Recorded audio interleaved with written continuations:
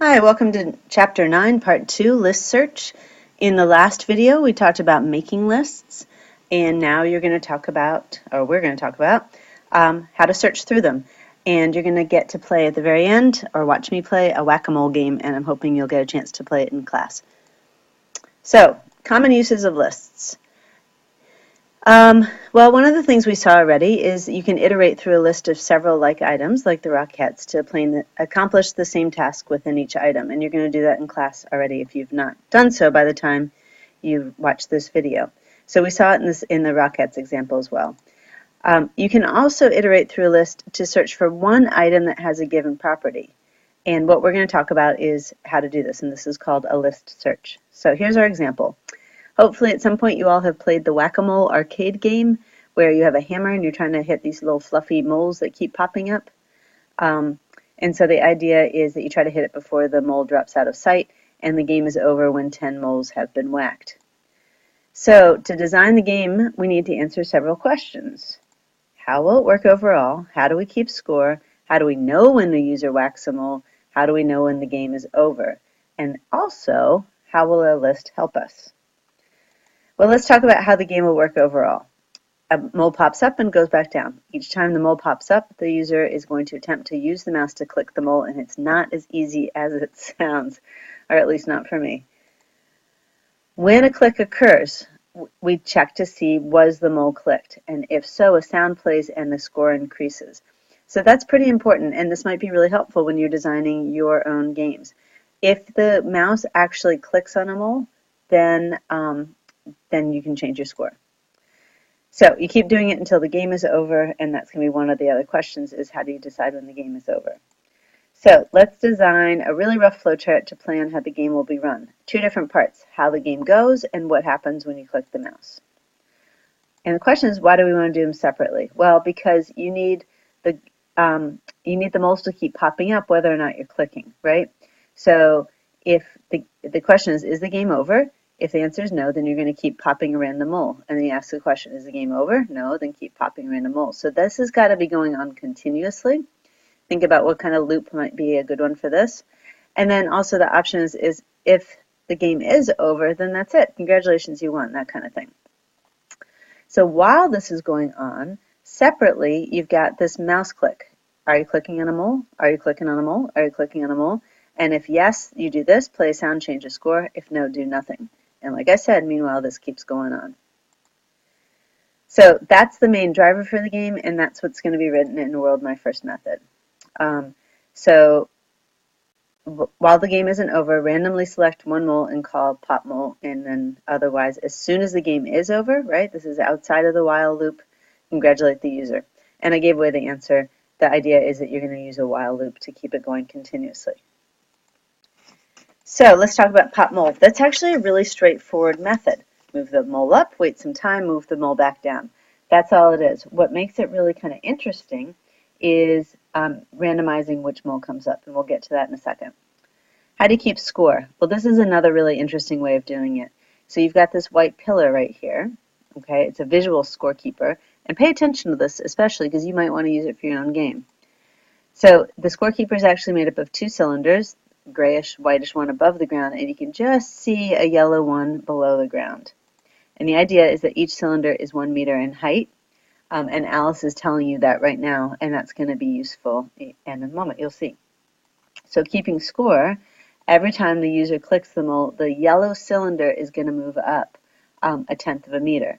Why 1/10 of a meter? Because we want 10 moles to be hit before the game is over. So in other words, it would move up a full meter and it would become completely yellow. So as soon as the yellow one is completely above ground, has moved up 10 times, the game is over. The reason you could just do the yellow one all by itself. The reason I have the white one is kind of to show, visually, and I think it's pretty powerful, how much is left. So again, how do we know when the user has clicked on a mole? So this is why a list is really useful, because you want to run through, did it click on this mole, or that mole, or that mole, or that mole, etc. So you create a list of the moles, right? We showed about it, and by the way, if you looked back at the drawings, there were 12 holes, and the moles are all below each hole. If you were to make the box, I guess, disappear, you would see that be true. And we're going to create a mouse click event. And every time the mouse is clicked, then you're going to call a score method, and it's going to go through the list of moles to see whether the moles has been clicked. So here's the storyboard for it. Okay, for all in order, if any mole in the mole list was the object that was clicked, make a noise and move the player score up a tenth of a meter. And the event is that the user clicks the mouse. Again, hopefully you're finding this really useful for your game. Okay, so let's see it, and I'm going to just tell you ahead of time. Let's make sure we look for this. We want to see how an item can be randomly selected from a list. Okay. We want to see the visual scorekeeper, and we want to go through the list to determine which mole was clicked. So hang tight, and I'll show it to you in just a sec. Okay, so I'm going to run it, and you're going to see how really bad I am at playing this game, and then we're going to go through the code. Okay, so there are the darn moles. Oh, there's one.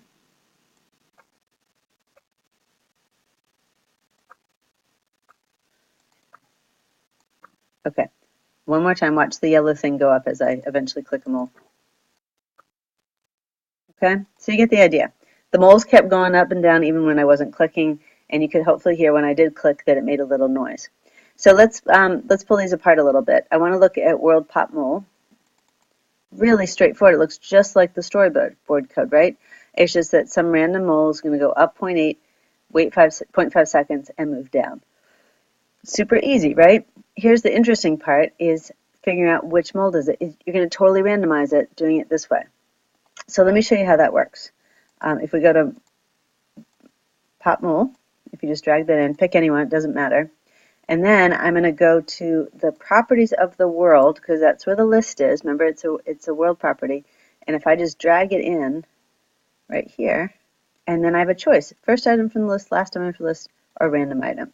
So that right there, if I just ran it and nothing else, let's disable this, then this is going to, and I'll do it as a little loop, just to show you. Come on, you can do it. There. Okay, if I hit play, this should just have moles pop up. Okay, just random ones, and you can see how random that is. Okay, very exciting. Let's get rid of that.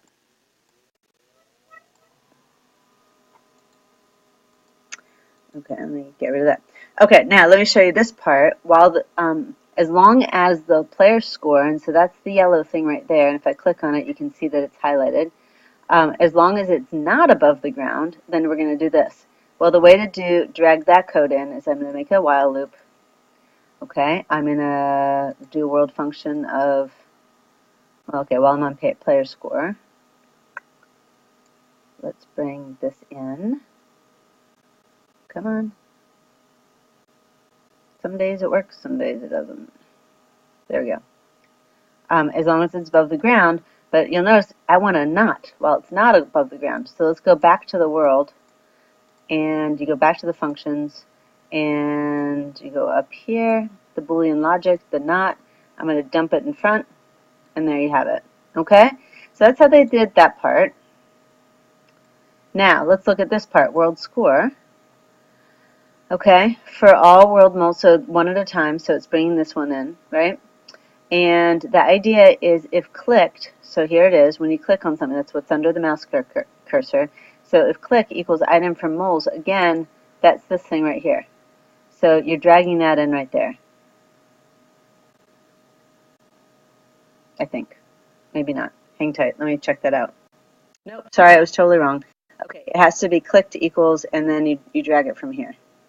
Okay, and then you're not picking like the nth or the ith or the randomite. So it's obviously the one right here. Sorry about that. And then you're going to do it together. The player score moves up 0.1 meters and it plays the sound. So this part's really easy. The tricky part is right here, this little function, right? If the clicked equals the item from the moles, and you're comparing the parameter that was created here to the objects that's being created here. And that's it. Okay, we're going to play this in class. Hopefully you'll be better at whack-a-mole than I am, but that about does it. Hopefully you saw all the different concepts that were supposed to be seen.